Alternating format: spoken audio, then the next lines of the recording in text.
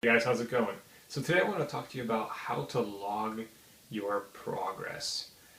So a lot of times people are going to basically, just go to the gym, they're going to work out, they're going to do the thing, and, they're going to have some progress and they're going to have their newbie gains and all that good stuff, but how do you know whether you're really going to be, improving?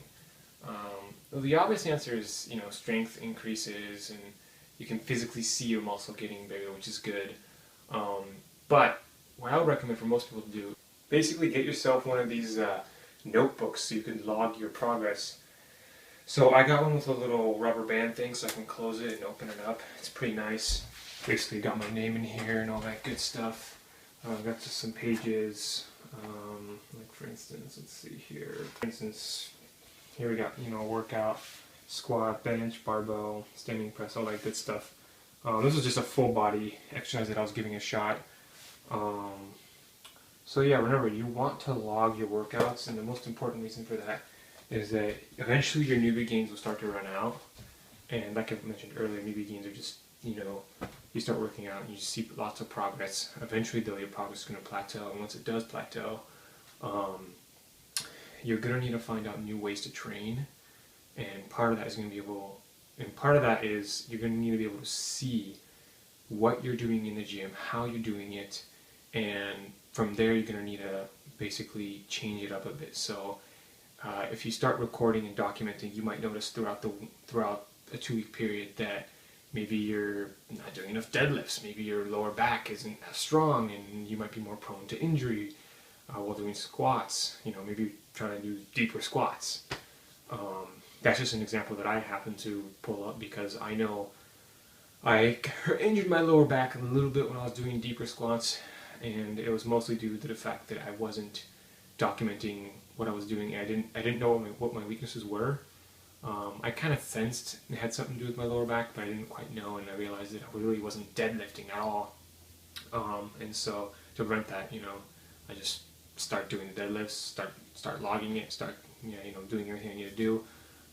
Also, it's just a great way to document what you're doing, and then you can show it to others, and more experienced personnel might be able to take a look at it and tell you, hey, look, you're not waiting long enough in between your sets while you're doing your bench, or maybe on your back day you just, for whatever reason, you're not doing enough pull-ups.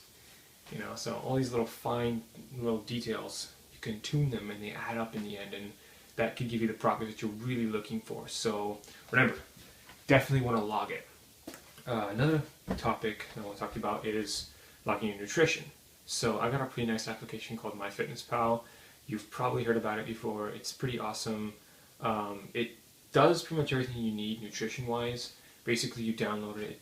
It'll probably take 10 seconds to download or whatever, depending on if you're on Wi-Fi or LTE. But go ahead and download it, and you'll be able to search for the foods that you need.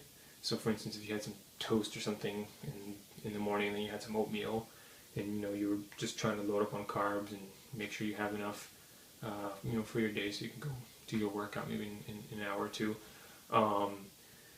you'll be able to search for it, and it searches the MyFitnessPal database, and in that database they have all the foods, they have all the nutritional content. You can check what foods have how much vitamins, how much protein, and all of that. So maybe if you had like a Costco chicken or something, you just type in Costco chicken, you'd search it up, pick it, then you'd pick add to diary or whatever, and then from there you pick lunch, breakfast, dinner, whatever.